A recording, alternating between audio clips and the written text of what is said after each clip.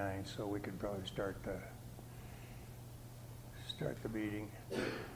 Good evening and welcome to this evening's meeting of Woodbury County Board of Adjustment. Today's date is December 3, and the time is 5:59. Tonight's meeting will be audio taped. Minutes will be prepared. In respect to all parties, we ask you to turn off your cell phones or set them to vibrate. Those in attendance are asked to legibly complete the attendance sheet up front. If you have not, please do so. It's on the front table up there. I'd like to take a moment to review procedures that the board will follow tonight. First, the board will handle the normal housekeeping agenda items. Then for each application on the agenda, I will open the public hearing on the item. The planning and zoning staff will then present the staff report, including the staff recommendations. Any letters or other communication received from the public prior to the meeting will be entered into the record. The applicant will then have the opportunity to present his or her case and respond to the staff report. Next, we will hear comments from the public. If you would like to speak, either in support of or against an application, you must come to the microphone, which is up on that front table there. Please first state your name and address for the record. All interested parties shall be heard, but repetitious comments should be avoided if at all possible. After all comments have been heard, the staff and applicant may make a closing statement. The hearing shall then be closed by motion and vote. Therefore, no other further comments from the staff, public, or applicant may be heard unless asked for by the board. The board shall then deliberate the case, and may ask questions of the applicant, the staff, and any party offering testimony. However, such questions do not reopen the hearing for additional comments from the public unless so requested or approved by the board. The board will then formulate and vote on a motion. The motion will typically either grant or deny the requested application. Any board member who has ex parte communication to place in the record of this meeting should do so prior to the beginning of deliberation of the respective agenda item. Any person desiring to appeal the board's decision to a court of record may do so within 30 days after the filing of this decision with the Planning and Zoning Office. So we're going to start the meeting. The first item on the agenda is any assistant or any citizen wishing to be heard regarding a non-agenda item. Now is your time to speak up. I don't see anybody out there. The board members should look at the minutes of the last meeting, which was August 6, 2018. Take some time to review it if you have not. Make a motion to approve the minutes. I have a motion to approve the minutes from the August 6th meeting and seconded. All in favor say aye. Aye. All opposed, same sign. Nobody's opposed. Third item on the agenda is a public hearing for the conditional use permit request by property owners Roy and Melanie Olson to use their property for commercial storage and banquet and reception hall in the agricultural estates zoning district. The parcel is located in the northwest quarter of the southwest quarter of Section 29, Concord Township. The parcel is approximately 0.4 miles east of Sioux City, Iowa. The GIS parcel number is 89 46 29 30 0011.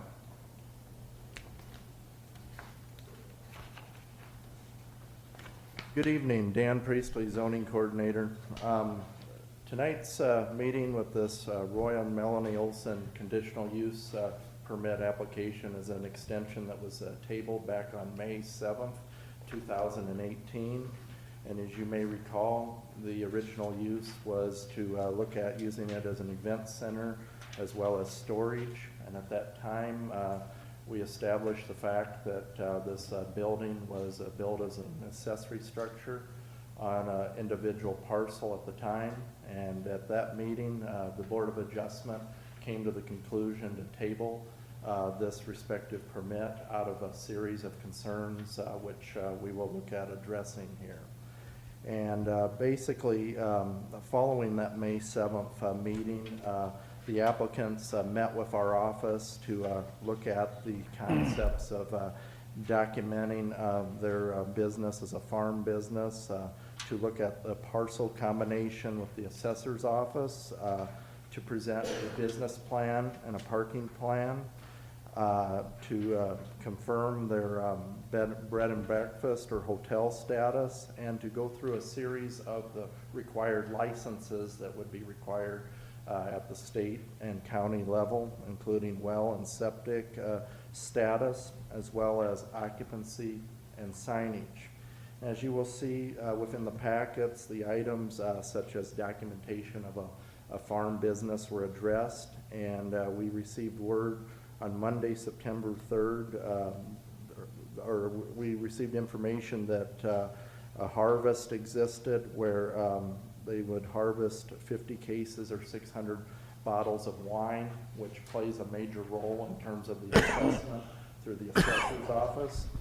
On November 6th, there was a meeting in the assessor's office with Julie Conley, who had reviewed the information provided by the applicants to be confident enough that they could combine the parcels into one unified parcel, which removes or alleviates the issue concerning the accessory structure on the individual parcel. And that has been initiated in terms of looking it up on Beacon.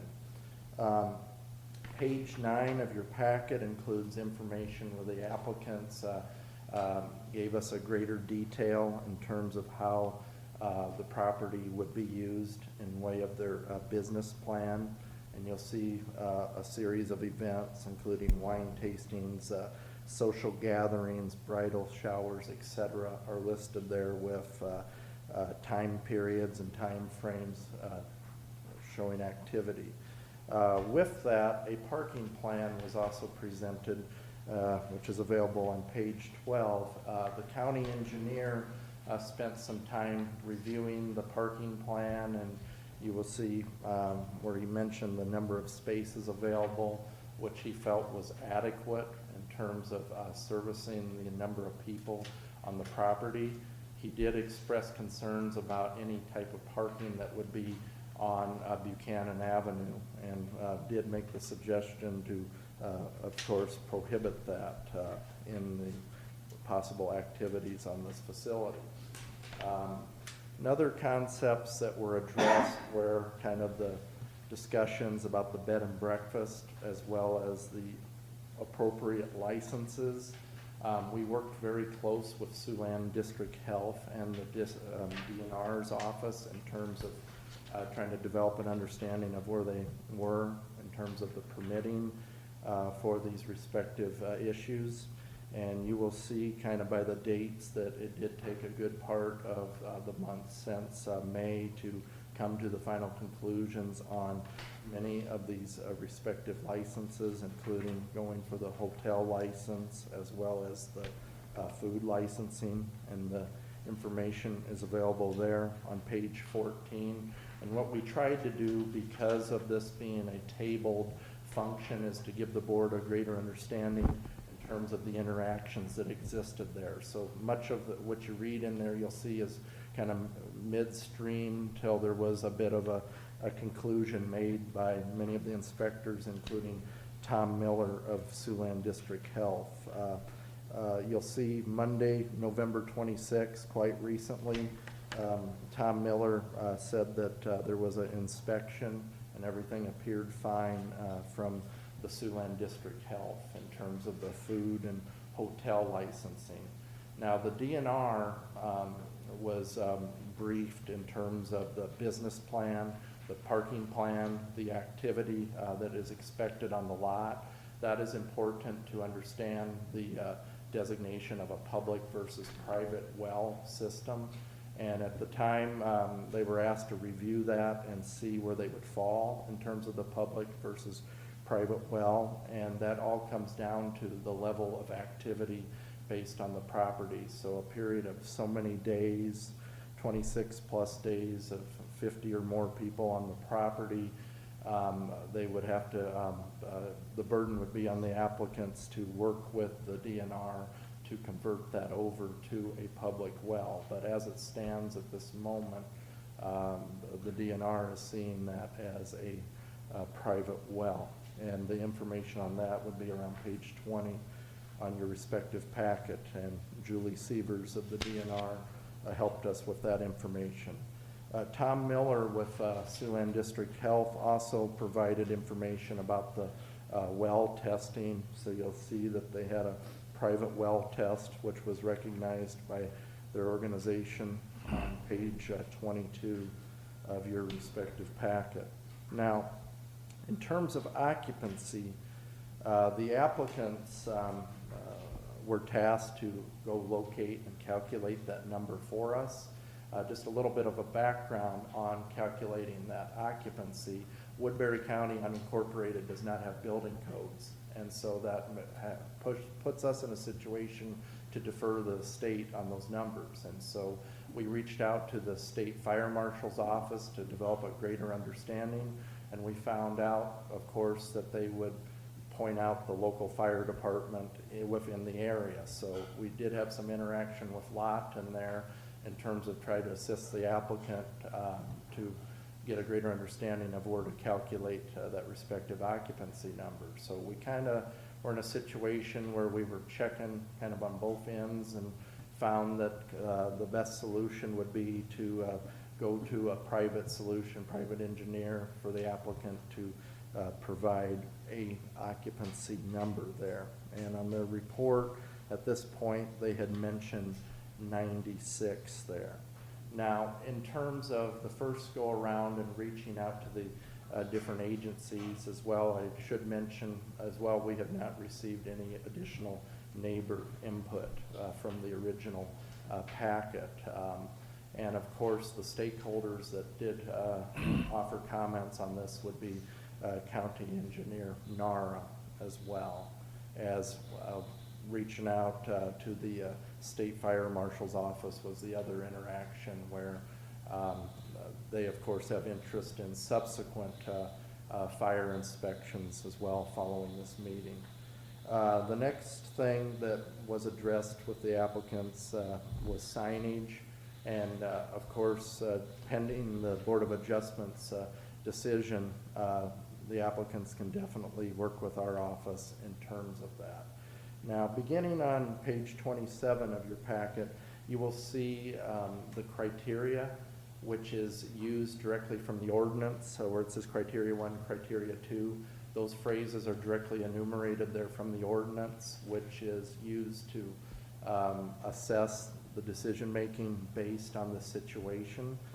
And so through the last several months, including the last 3 months, the applicants have definitely worked with us in terms of answering many of our questions, where we've definitely went back and forth, as you would see with the way the packet was phrased. But kind of going down through the criteria a little bit, you'll notice the first criteria looks at the conditional use in terms of fitting within the zoning district, and I'll just go ahead and read some of this language here under the analysis of criteria 1.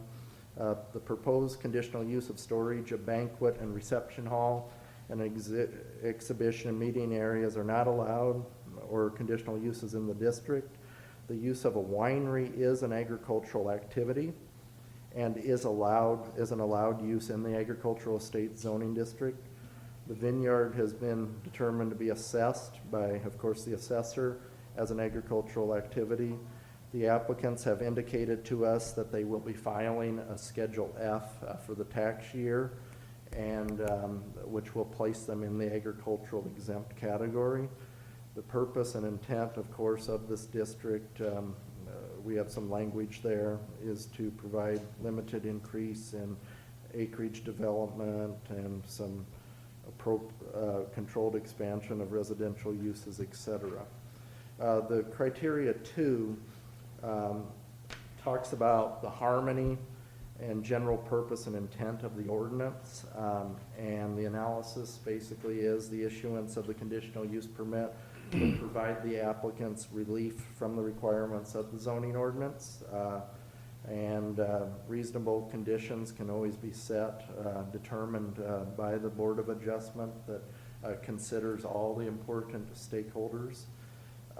Criteria 3 looks at how this use and development will not have a substantial or adverse effect on the adjacent properties or the character of the neighborhood and traffic conditions, et cetera. And you will see how this would directly point back to some of the areas where we consulted the county engineer and various other stakeholders, and as well as neighbors, to see how it would all play out. And of course, the parking and occupancy level does show us, based on what County Engineer Nara mentioned in terms of having enough capacity to keep those vehicles off of Buchanan as well. Criteria 4, the proposed use and development will be located, designed, and constructed and operated in such a manner that it will be compatible with the neighborhood. Again, a little bit redundant, but again, we just emphasize that the board can look at this and consider possible approval based on a balance that keeps in mind the neighbors. Then we go down to criteria 5, essential public facilities and services will serve the proposed use. Again, we say it appears the property is equipped to serve as the vineyard, storage facility, and reception hall. And we got to keep in mind the licenses and all of those things to play a role in being properly executed. The proposed use and development will not result in unnecessary adverse effects on the property in general, and we don't see any major issues with there. And of course, there's some other considerations to keep in effect there. And so after consulting the different agencies and the input that we had from the first meeting, from this very board in terms of going and collecting more required information, of course, we look at the importance of any approval would have to be based on the consideration of public testimony. It may be a good idea to look at the business plan and the concept of sticking to the business plan in terms of the operation so that it's carefully tailored to fit the respective area. It would be important to look at adopting County Engineer Nara's comments about protecting Buchanan Avenue and the safety of folks that do travel on that road by not allowing parking there. And of course, kind of the big one is a requirement to enforce and look at that all licenses are correct and due in proper order, so that the facility is fully operating to all state and county rules. We also mentioned, as said before, the Schedule F tax document and ag exempt affidavits would be important to be placed in the file as well. And occupancy should be posted, which would typically be a requirement anyway from the State Fire Marshal's office to be on the premises. And of course, the requirements that any signage would be appropriate to the respective zoning district. That's what I have at this portion.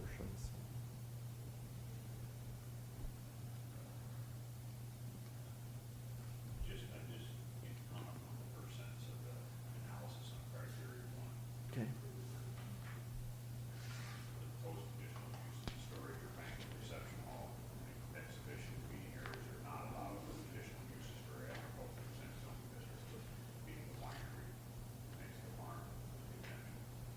This is kind of packaged together in numerous ways, and so the winery aspect of harvesting the wine, having the wine available can follow underneath the agricultural aspect to it. And so if we divide that out in a little bit more detail in terms of the reception hall and the storage, the table of land uses there in the ordinance, you might recall the 2 dashes pretty much say prohibited use.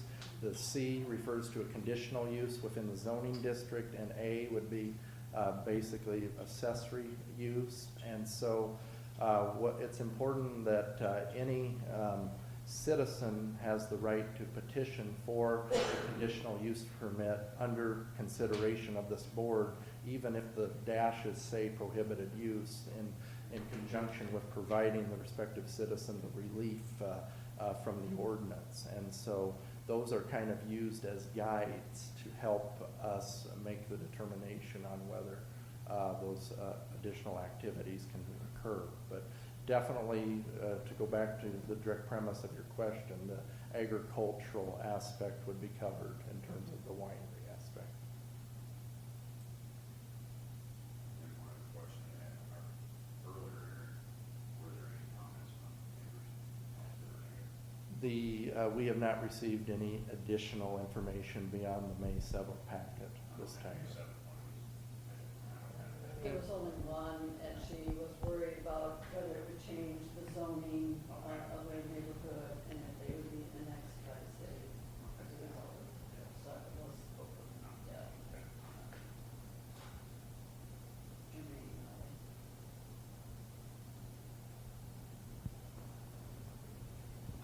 Germane, Any petitioners have any?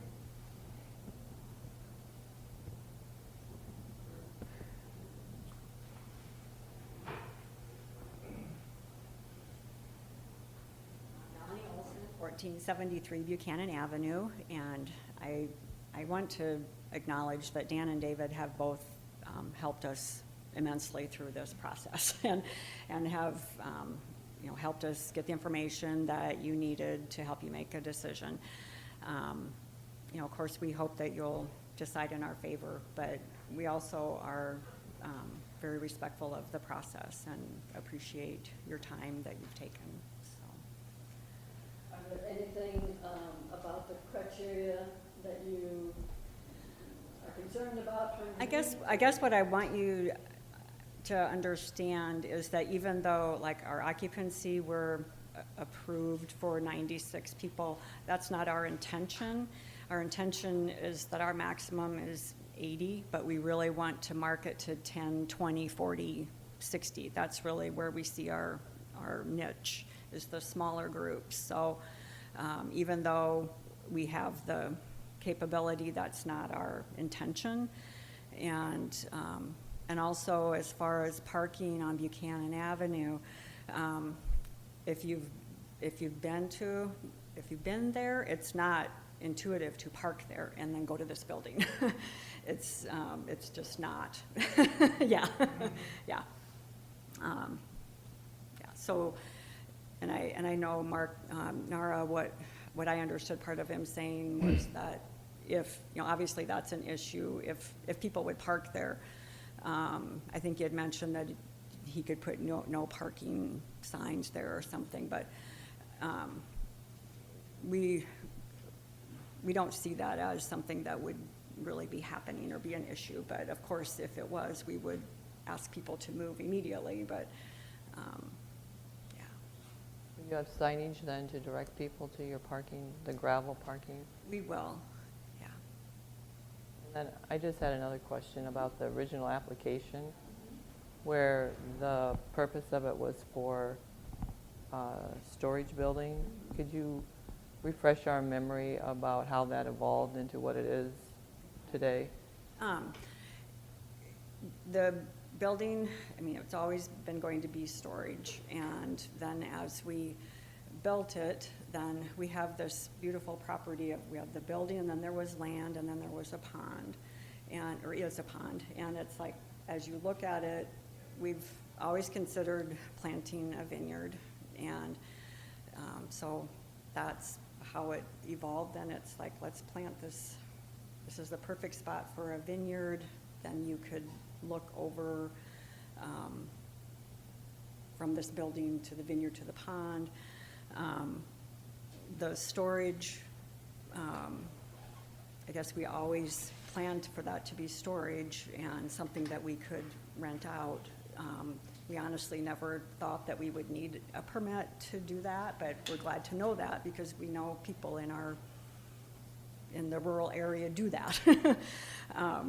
So then, just as Roy called and talked to John Palello, this was like in April, we hadn't planted the vineyard yet, and Roy talked to John Palello and asked him questions about, we have these ideas, what if we always wanted this, something with just a place for small groups to gather, and John and Roy talked about it, and John would say, well, you can have a bed and breakfast, some of these other things are gray areas. He never mentioned a conditional use permit, but, so we moved forward, and, that was how the building really, it's just something that kind of snowballed into what it is.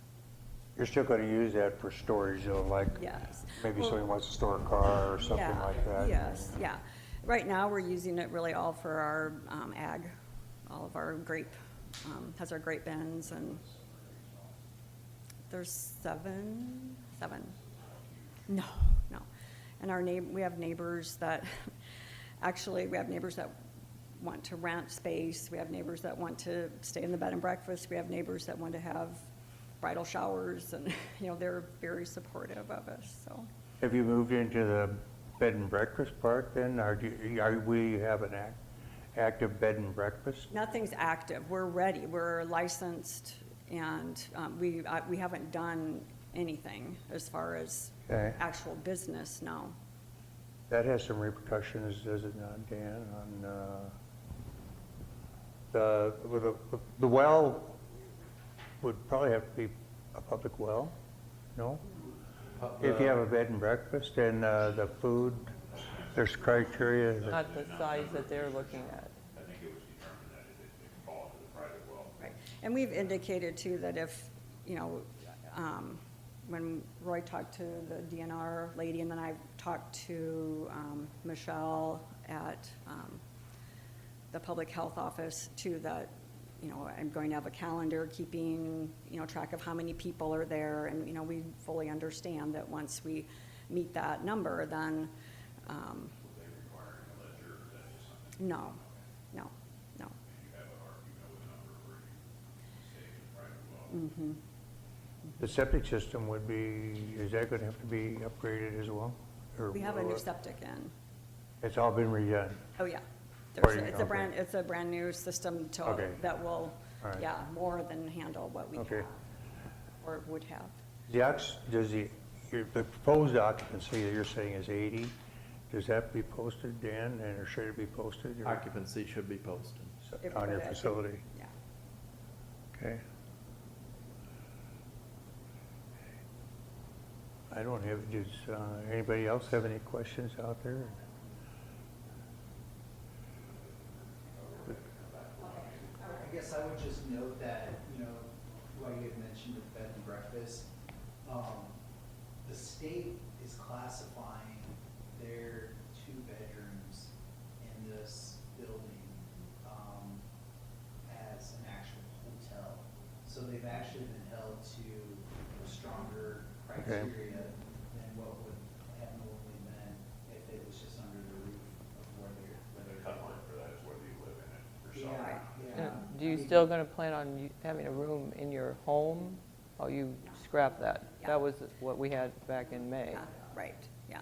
And that was all trying to figure everything out, because it seems like we're falling into all these gray areas that haven't happened. So you only have 2 Yeah, rooms? 2 rooms. Yeah, it wasn't. I thought it was gonna be wasn't 4 at one expected. time, including, No, it was never going to be 4, so. I think yes, you're right. I think they sized the septic for a 4-bedroom home. Yeah, that's right. Mhm. Because we have 4 bathrooms, because we do have, that's probably why. Any other input to close the public meeting? doing, and the board could have discussions. We'll have to formally close the public meeting if we're going to.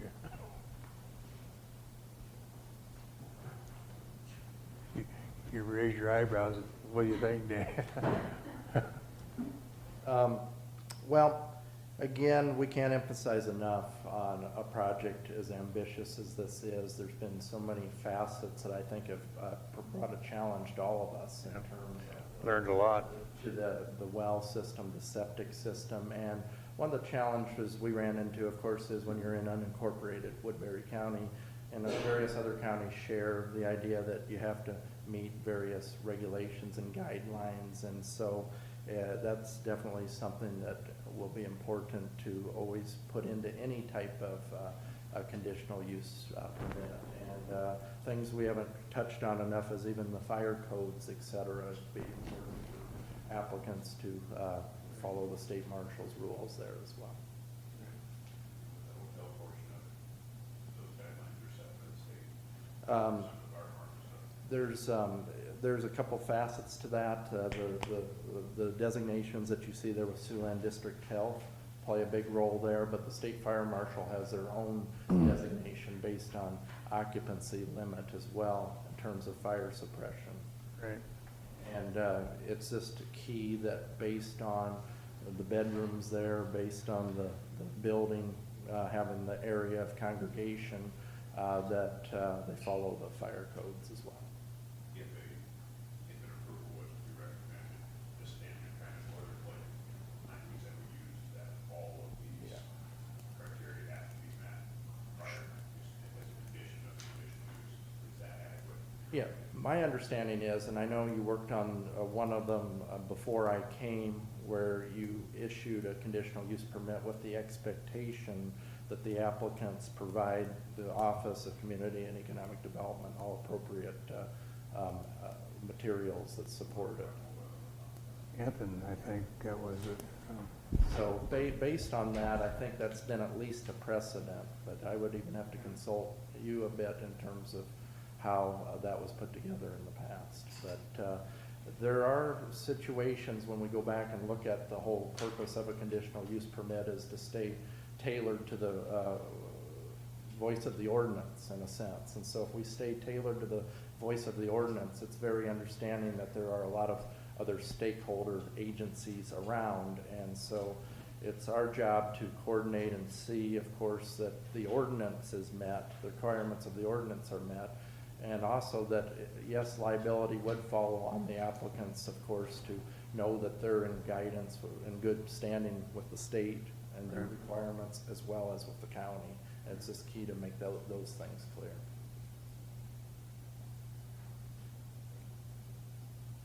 In my overview of what all the information you've gathered, that these, your criteria is being met.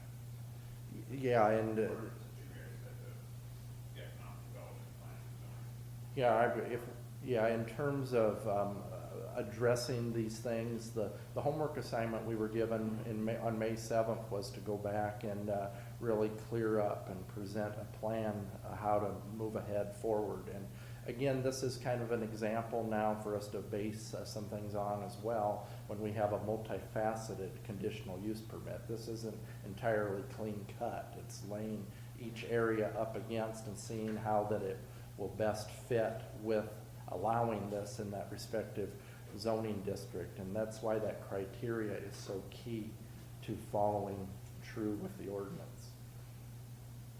I think too, when Dan and I were discussing this, about, I was concerned about fire suppression. And that kind of the occupancy triggers that maybe on the state.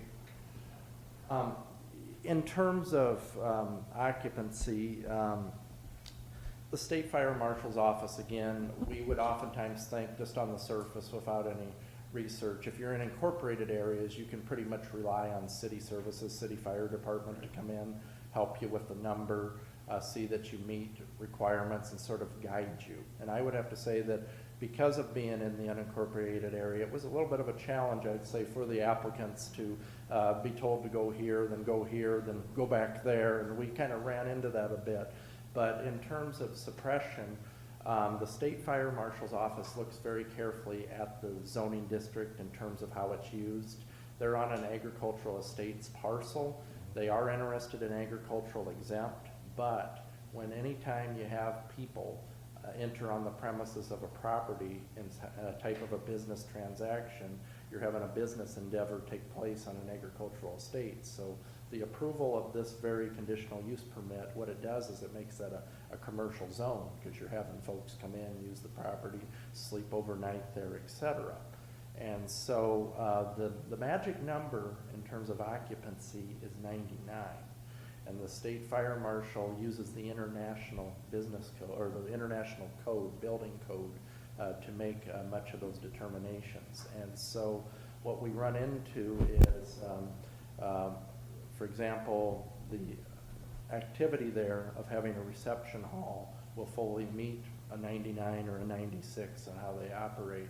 But in terms of state fire marshal kicking in terms of spending the night there, like in a hotel, that number pretty much goes away, and they look at suppression in terms of having to even have a sprinkler system Right. on the premises because people do sleep there. Right. That's where it's very key, because no matter where you live, if you live in the county or if you live in the city, all folks would fall under those safety parameters regardless of being an unincorporated versus the city. And so The Board of Adjustments is covered under that by requiring the fire marshal's approval, correct? well, like when you referred to the blanket statement before, well, the ordinance definitely is concerned with the health and safety of folks. That's enumerated in there in various places. So we go Right. down through the criteria very carefully.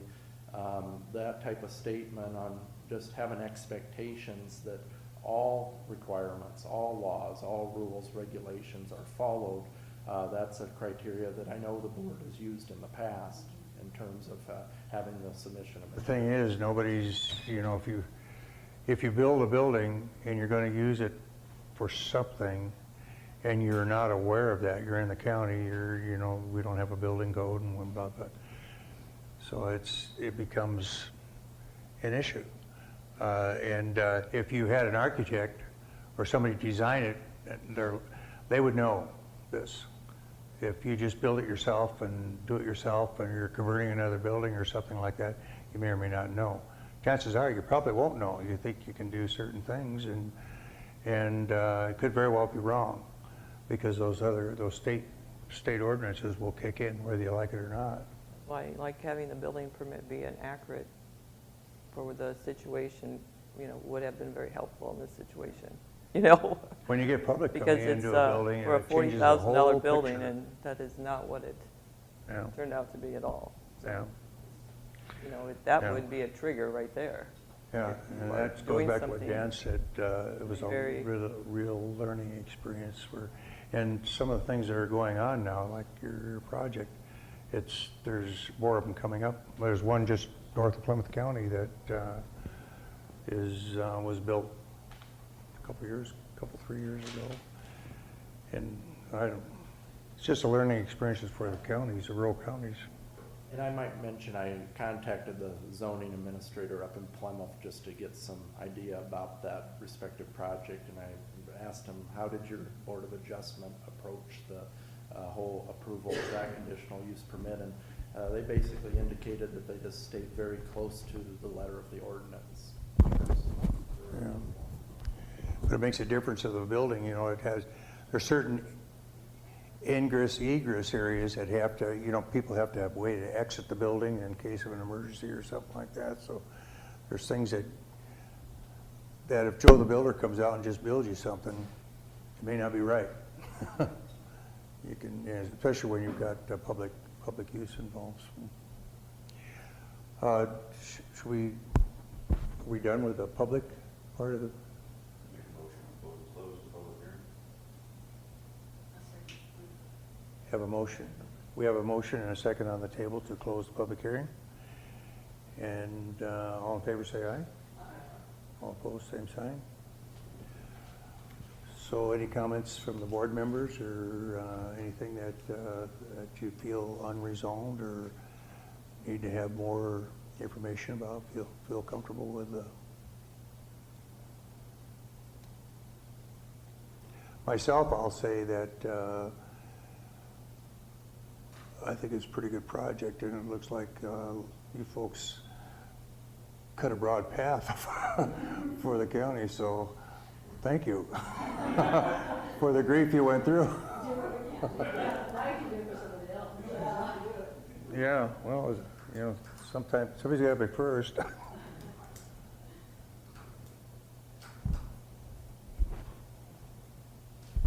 I guess more upset that I see that they're not taking this just real lightly. There's a lot of money invested, a lot of time and effort. You know, you guys have really put in your effort to work on it. Oh, yeah.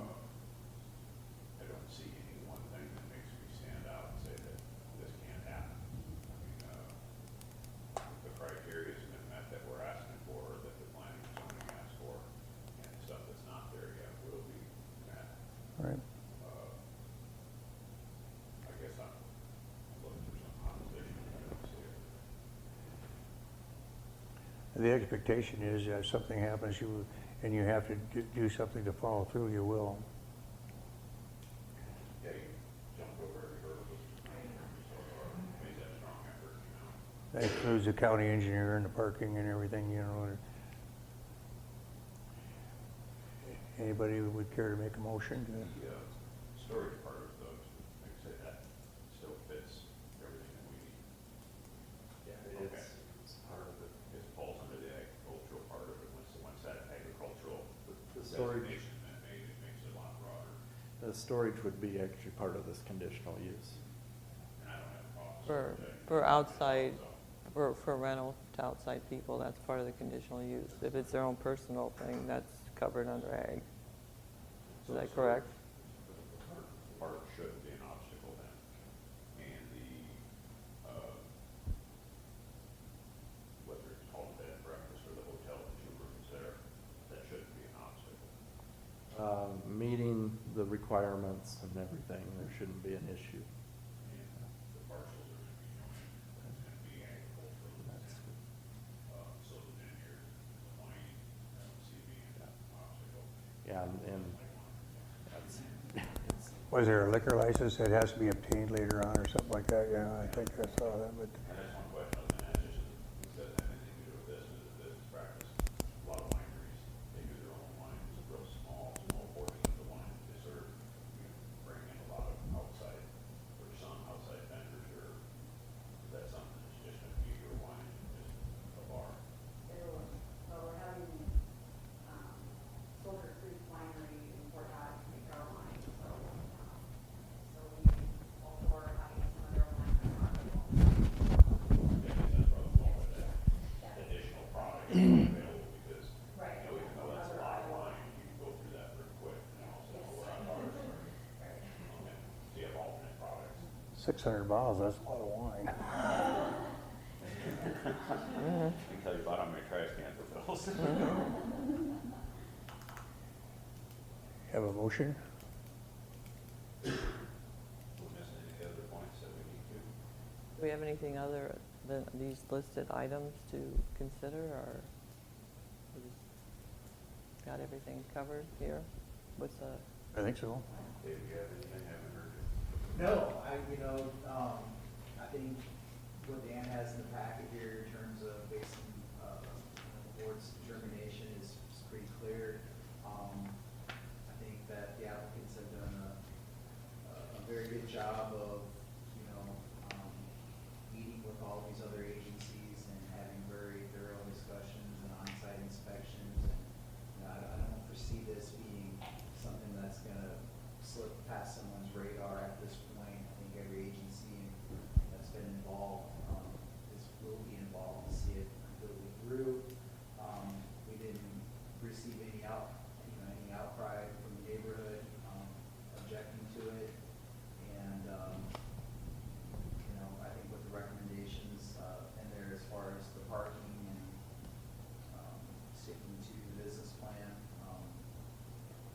is good. So I don't have any problem with it. The board wouldn't mind, for, the board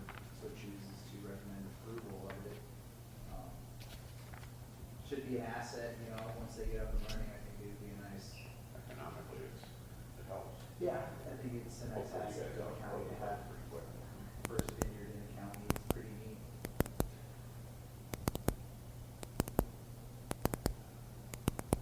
So- Any questions? Is that, in the lot fire? Yeah, it's in the lot part of our, service. And they've been contacted? Yeah. Yeah, the law fire chief has been on for, he didn't have a whole lot of information to add from what I gathered. Saved me a big project. Well, I'd make the motion to approve it with the caveats that all of these lines that are addressed, either can be read off individually or Under ordinance criteria for the board decision. approval of On the page subject. 29, Yeah, 29. They're not really labeled in such a way where you can be part of it, so would that need to be, would you guys clean that up so each of those items are met? Yeah, I would suggest on the prong number 4, where you've got kind of the example there, that we strike that so it just has any and all required, so that it has a catch-all.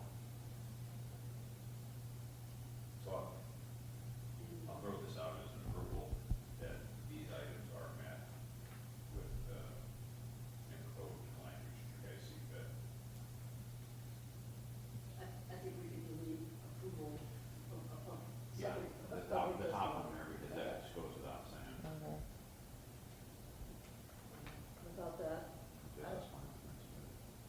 and with any and all outstanding state and local licenses added in, I would second that motion. Yeah, it does say licenses, but I wanted to make sure it touches base on the life safety issues that anybody would be involved with that office would be better than fire ordinances. Fire would be the big one there, and again, many of the other regulations that we know they've already met, we want that as a catch-all so that we have that on record in the file. Agree with that. Yeah. Boilerplate, for lack of a better word, Yeah. tag that covers everything that needs to be covered Yeah. as part of that whole. Criteria 3, yeah.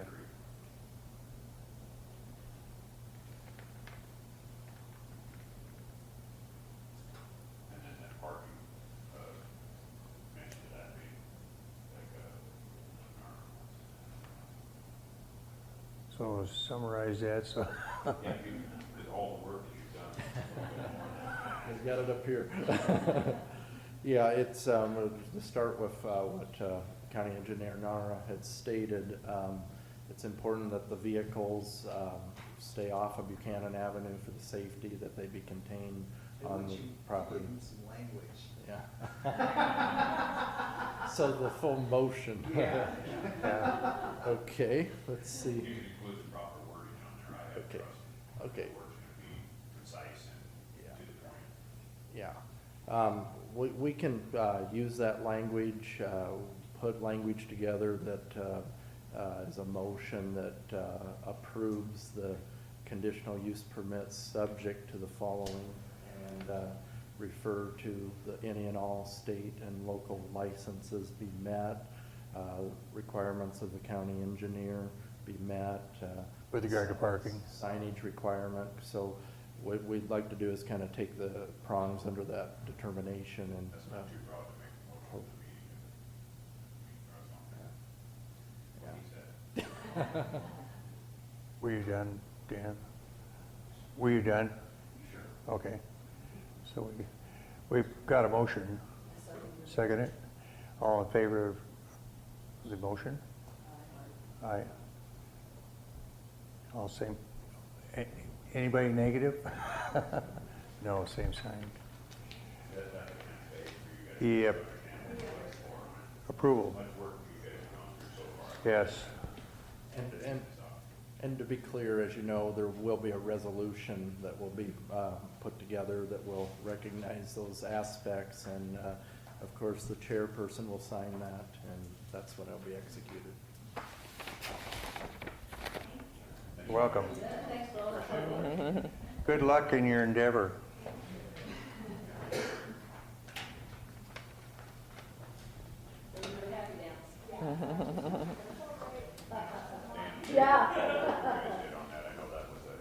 Next item on the agenda, Dan's not gonna have anywhere to talk to every day now. Have to find someone else to call every day. next item on the agenda is a public hearing for a conditional use permit request by property owners Heather and Eric Hennings is to use their property for a banquet and reception hall venue in the general commercial zoning district. The parcel is located within the northeast quarter of Section 33, Floyd Township. The parcel is approximately 0.375 miles southeast of Bronson, Iowa. The GIS parcel number is 884633 20 0009. So with the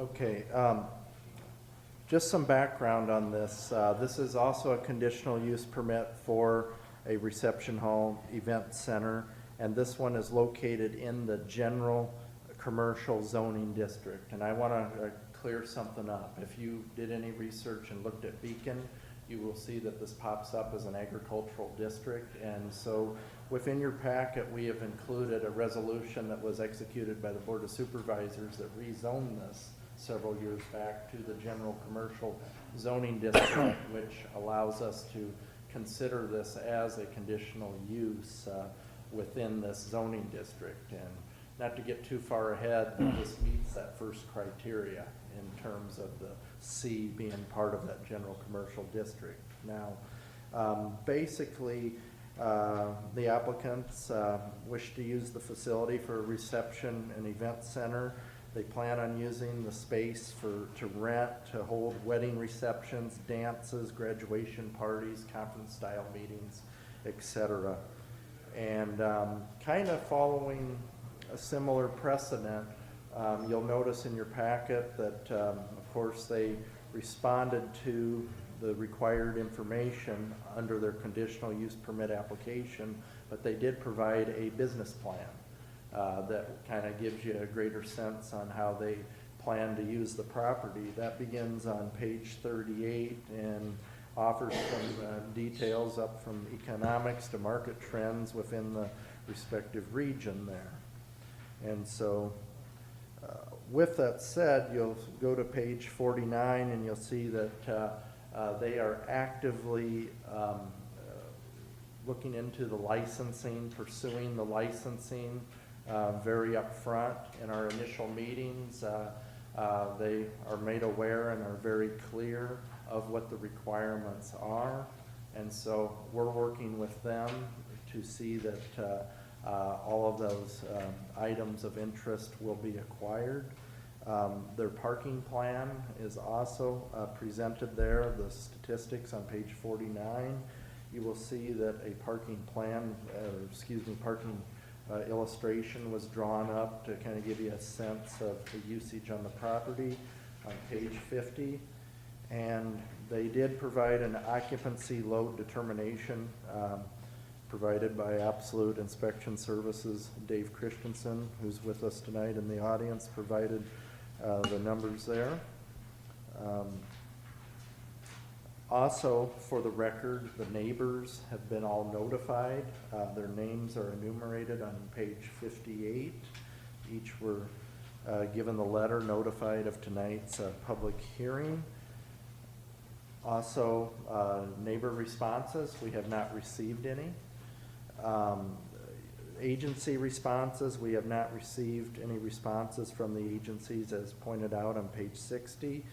It says no statement next to emergency services. Later on, following that, we did receive information where they said they have no particular concerns about it. Basically, going down to the county engineer provided some concerns about the parking. He wanted to make it very clear that, again, parking is not used on the adjacent roads there. and that if there were a time where any overflow or a situation would come to be a problem, he did refer to requiring the applicants to provide no parking signs if it were to come to that in his respective statement there.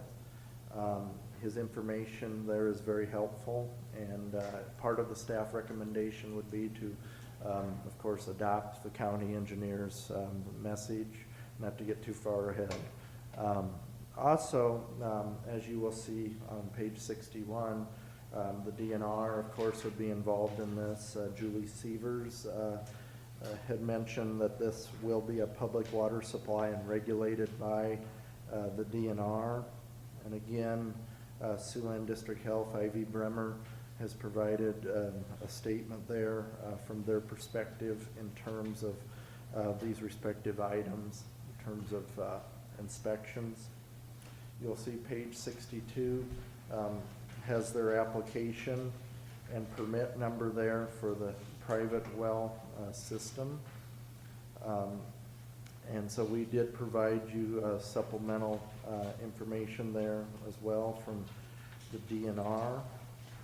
And so going back to the overall criteria that we looked at in the last case, what we did here is we provided you the applicant response on page 67 as well as a staff analysis. You'll see that they fully meet the criteria of criteria 1 as referred to before. In terms of the second criteria about the ordinance and objectives of the ordinance, we state that as this conditional use request is authorized within the general commercial district, the zoning commission and the Board of Adjustment might consider requiring the applicants to verify that their operation will again meet all the state and local requirements, not limited to, and of course we refer to district health, the DNR, the food services, Iowa Department of Inspections and Appeals, the Iowa Alcoholic and Beverage Division, as well as the Woodbury County Auditor, who we've been in communication with. And based on what happens tonight, the auditor's office would work with them on the liquor licensing at the county level. Criteria number 3, adverse effect on the adjacent property. We don't see a huge change to that. As this was operating under commercial use, there might be a uptick with folks on the property by way of events, but no major concerns there. Again, we did refer to, once again, the criteria number 3. The applicants did indicate that the off-street parking will be provided in the business plan. According to following the ordinance parking requirements, there is room for, of course, the handicap parking next to the building, which is illustrated on the parking plan. They stated they can believe that they can fit up to 6 spaces there, and the general parking lot will be large enough to hold up to 80 spots. And Chris Zelmer-Zant at the Zoning Commission also did want me to mention where we were to go look in terms of the parking lot structure, whether it had to be concrete or just a typical type of rock, gravel type of surface. And looking at that and the general ordinance, we don't see any extra requirement to have some standard put onto the parking lot surface. I also addressed that with the county engineer to see if there was any extra information there. So I'm just making that for the record as a concern that was delivered over from the zoning commission. Criteria number 4. Again, the facility has already been constructed and previously used as a business, so it is fully equipped to be operated as a commercial. When events are held, this will likely bring more traffic to the area, as mentioned before. Again, this is a unique situation, as this is a commercial parcel in an agricultural-based region. which was already decided in terms of the rezone. Criteria number 5, essential public services will adequately serve the proposed use. Again, prior to approval of this conditional use permit, the applicants, again, should provide the Office of Community and Economic Development with all appropriate documentation and paperwork to support the case. And so, in a nutshell, it's very important to point out that in spirit of the ordinance, they meet all the respective criteria to operate this on that level. And so this kind of leads into the situation is they're early in the process and they're carefully coordinating and very well aware of the stakeholder agencies involved here, as we've established that in our preliminary meetings, and they'll be working toward that. So this would be one of those situations, if the board decides to go with the approval route, that our office can play a major role in terms of collecting the verification information that will help execute the conditional use permits. So with that said, the staff recommends for the zoning commission, or excuse me, that part shouldn't be there, but should recommend for this conditional use permit to be approved based on the following conditions. That, again, all outstanding state and local regulations have been met, including all permits, licenses from all stakeholder agencies, including but not limited to, then we go down the line of enumerating those organizations. In light of what was said on the previous one, I think we should probably go to the any and all type of language there. Second prong, no parking will be allowed along Eastland Avenue and 2 10th Street right-of-ways adjacent to the property on either side of the roads. Parking lot monitoring, this comes directly from County Engineer Nara's statement about monitoring events and putting the burden on them to keep folks off of those right-of-ways. The owners must pay for any no parking signs should that become necessary. That'll have to be an ordinance too, won't it? It'd be a county ordinance to set up a no parking zone if you're gonna. That would The have. board of supervisors That would would have have to go through the Board of Supervisors under the county engineer's recommendation. The county would end up making that decision based on if Mark receives enough information where there's a major issue there, just communication between Mark and the supervisor. Yeah, the Sheriff's Department would probably likely be on the front lines on that, but in terms of collecting that information. But, maximum occupancy we have in there be posted and adhered to, and proposed signage or anything of that nature would follow the general commercial requirements through the ordinance, which our office can assist with. That's what I've got for that. The building was a warehouse prior? It was what? What the A warehouse for, yeah. Should we ask the? But, so there'll be some redesign of the building Wait, and. let them.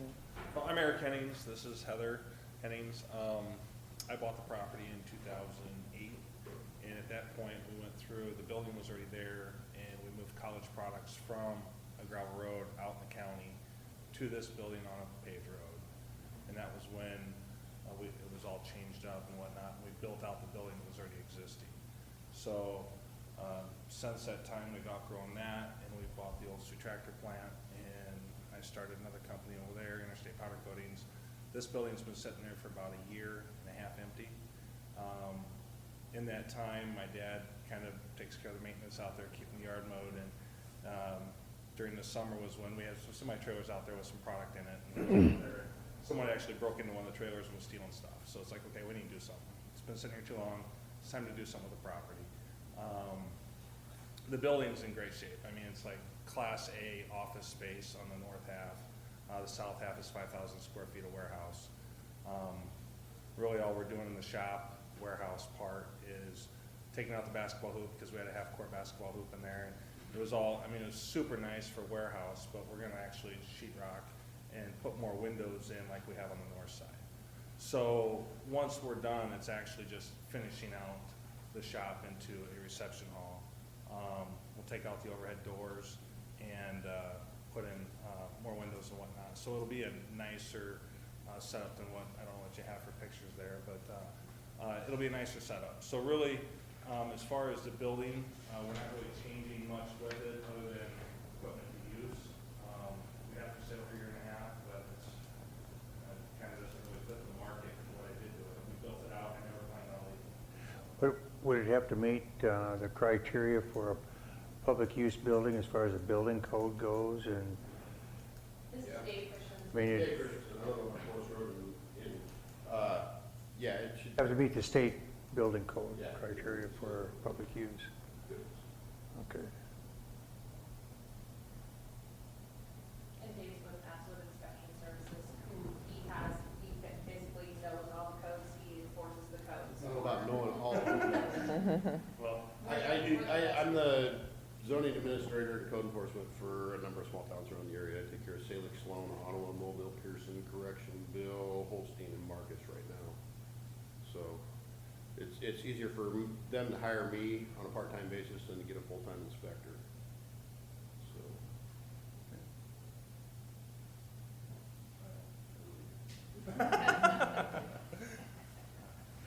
But, yeah, I guess the deal with the building is, you know, it's been something people have asked us time and time again, even when we were operating out of it. Can we run it for graduation? Can we do this? Can we do that? And we hosted a couple parties for the Lawton School District out there. You know, they had a band and this and that, whatever else, and it, you know, people just remember that, and they're like, hey, can we do this? Can we do this? And finally, after a while, it's like, you know what, we need to do something with this building. So, Heather decided to push it, and now we're gonna build a she shed. She shed. That sounds like a state farm commercial. As far as the parking goes, we understand we wouldn't want people parking on the streets in any way. We Right. have plenty of space for parking. Are you prepared to monitor that? Like, that's the Yeah, extra step I saw. So our plan is to, a lot of reception centers that will be able to handle the capacity of people that we have, provide optional security services. Our plan is fully to basically hire a contracted security guard for every large event that we have. It'll just be built into the cost for the person. That's and cool. It'll be something that we'll do for our own peace of mind and for the customers that we serve. So that will be one of the things that they'll be monitoring as well as other things involved, yeah. And that's primarily set up with Woodbury County Sheriff's Office, so. It's a good move. That's a good move.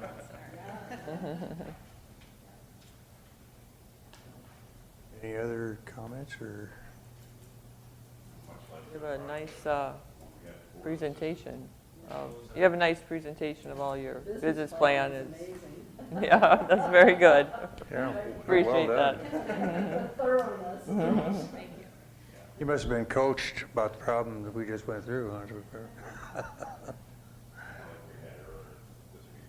Yeah. Yeah. I was excited to hear about the previous, I'm like, oh, some of our people could stay there, because we're not gonna let people stay at our homes. No, no. It's not that far probably No, from, I think it's, yeah. It'll become a nice area. yeah, Yeah. yeah, that's the thing, it's a good, there are.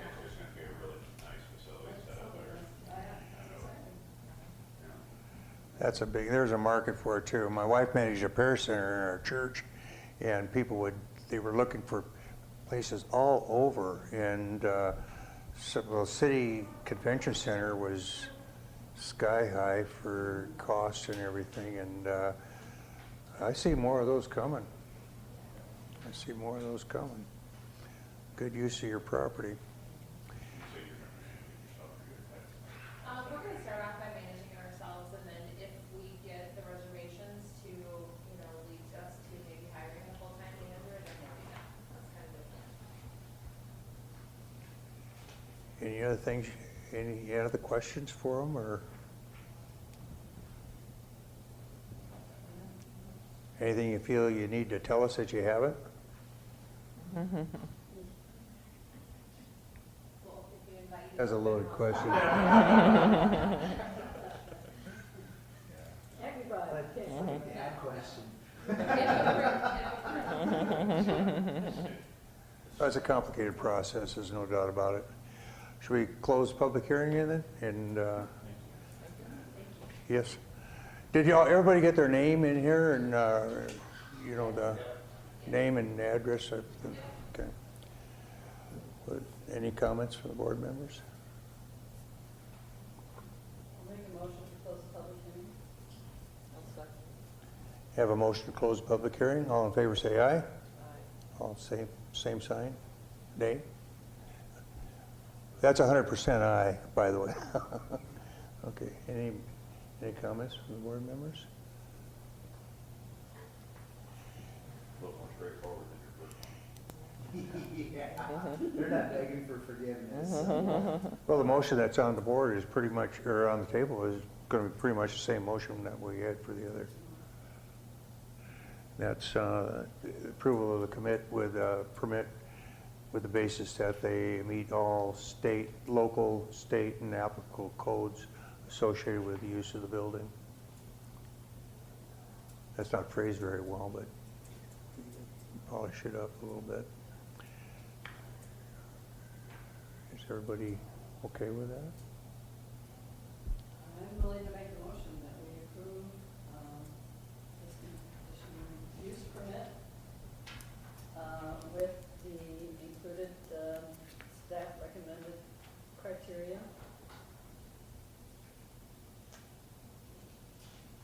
Looking for a second?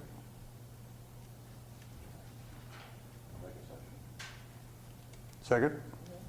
We have a motion on the table to approve the building permit with caveat associated with the criteria that was presented to us. All in favor say aye. Aye. All opposed, same sign. Motion's carried. Done. She had a good, That sounds wonderful. Thank you. Yep. any other comments that board members have before we? It seems like we stumble through this every time, and I don't know if there's just one set of criteria that we meet every occasion, but, you know, asking always to do something, but maybe you could have not necessarily attached with each, For the- application, but that covers All the points and statements. all the points. Yeah. I think Dan is probably well on his way to developing something like that, I'll bet. Because this is going to happen again. Well, yeah. Yeah, you can kind of see the evolution of looking at the first one tonight and going to the second one. Yeah. And we immediately said, if you're going to do this, have a business plan, which we learned from this board. And so putting that stuff together, I think, really showed. It probably doesn't have to be, Dan and I were talking about the fire suppression. That really bothered me a lot, how the building's designed and things of that nature. But sometimes I wonder if some criteria like that ought to be in our planning and zoning regulations and not have to say that every time, you know. That's all it would take, is just a very simple addendum to the, because most Kind people of that are goes without building this. saying that we expect them to do that, but it's just kind of a reminder to Well, make who sure would- that they you know, if you were follow building a house all or the something state like and that, local or somebody- regulations. Your contractor, that's what we were talking the other day, if you just build somebody that builds houses, you know, build me this. And will he perform those acts for you or not? If you hire an architect, he will. But Joe the builder, maybe, maybe not. It is ultimately their responsibility to do it. Right. But they have to, you know, If they're given that, Yeah. told that this is your responsibility. what's that thing that the police officer says when he arrests you for doing something? You may not have known, but it's your responsibility to know what the law is, you know, or something like that, you know? I've never had one say that. No. That's never happened to me either, Dwight. Tell us about it. Well, your ignorance of the law is not an excuse. I think the statement is your ignorance of the law is not an excuse. I had that used on me once when I was at Iowa State. We were coming out of church, and you know, if you're familiar with the Union down there, and I came, my wife and kids went over to the lake. There were swans out there. So I drove the car out of the parking lot, and I went the wrong way on a one-way street, and guess who was waiting for me that half block down there? A campus police officer. So I got a ticket for going the wrong way on a college street. And that's the phrase he used. Your ignorance of the law is not an excuse. The one-way sign was clear down at the intersection there, you know, when I came out. We ready to adjourn? I make a motion that we adjourn. I'll second. We have a motion to adjourn, and it's been seconded. All in favor say aye. Aye. Aye. Same sign. Nobody's opposed. Everybody was in favor of it. Dan, you did a really great job of putting things together, I think.